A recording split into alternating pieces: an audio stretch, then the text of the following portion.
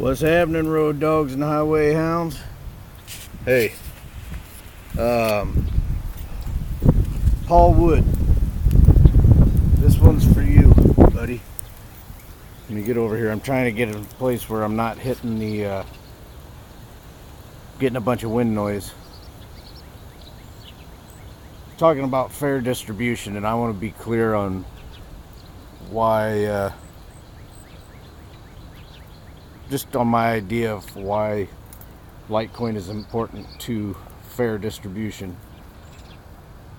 He was talking about the, like the wealthiest coin charts or whatever, and you're always going to have, there is no perfect system or whatever. Bitcoin is not perfect, Litecoin is not perfect, but if you look at the ratio, if you think about it like gold and silver, and I don't know, a lot of you guys are programmers or whatever, and you've never invested in the gold and silver concept.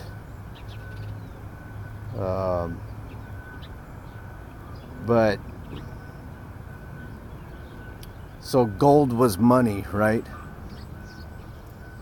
And there wasn't enough to go around, and you'd have to pound it too thin, so they started using silver.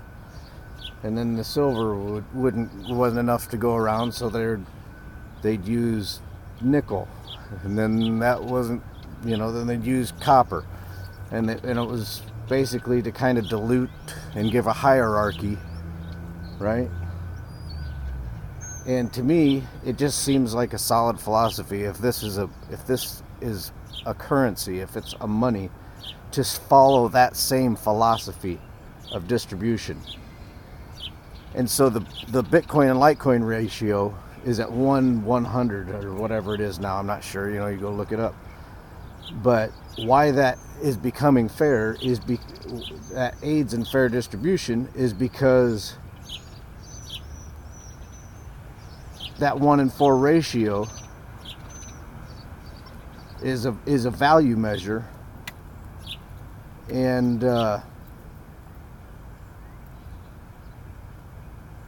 it's something that we can do. Roger Ver can't stop that. Jihan Wu, Vladimir Putin, nobody can stop it. It's a freedom thing. This is a libertarian, freedom, liberty minded movement. And what frustrates me is I listen to people talk about, the big banks, if they're into Ethereum, if Vladimir Putin is into Ethereum, then I'm going to get in there because that's, they're going to be, they're going to lead the way. And they're totally missing the purpose of why Bitcoin was created. It was to take it to them. It was to serve it up to them right in their face. And so these fools are running around chasing after the latest tech, and they're totally ignorant of why Satoshi created Bitcoin. It wasn't to get rich, it's to sock it to the man. And that's what we're doing. And the man's going to get into Bitcoin. The man's going to get into Litecoin. There is it's a fallen world. This world is imperfect. But you use the tools that you can, and Bitcoin and Litecoin are one of those tools. Right now, man. Right now, I am working on some things. My arm's getting tired holding this thing up, but right now I'm in a grocery store with a couple ladies who are very talented women, and they are helping me. They see my vision, and I used to work with them, and the company dissolved, and we're building a new company, and I'm going to tell you guys about this company, but it's working on that philosophy. And I'm telling you, Damn, there's a beaver. Check that out. That scared me. Thought I was gonna get attacked by a freaking groundhog. But anyway, no. But we're gonna use this cryptocurrency philosophy, and we're gonna stick with. And I'm gonna drive it. I'm gonna drive it home. And I'm not.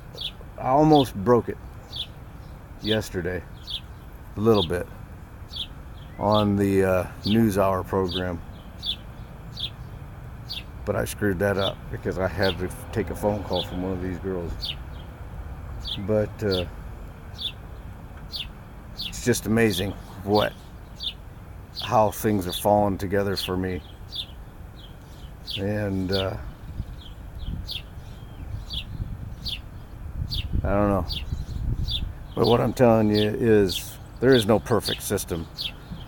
But if you understand the Bitcoin and Litecoin gold and silver ratio, that concept, and how it can help you keep up with the Roger Veres and this kind of thing, and then what I keep talking about, that nickel coin is a concept coin that I am going to push, that everybody is going to know when it is released, and it's not going to have a pre-sale, and it's going to be proof. It's going to stick with the consistent philosophies of Bitcoin and Litecoin, hopefully enabling solving the governance issue, hopefully solving some of the problems that Bitcoin and Litecoin can't solve on their own.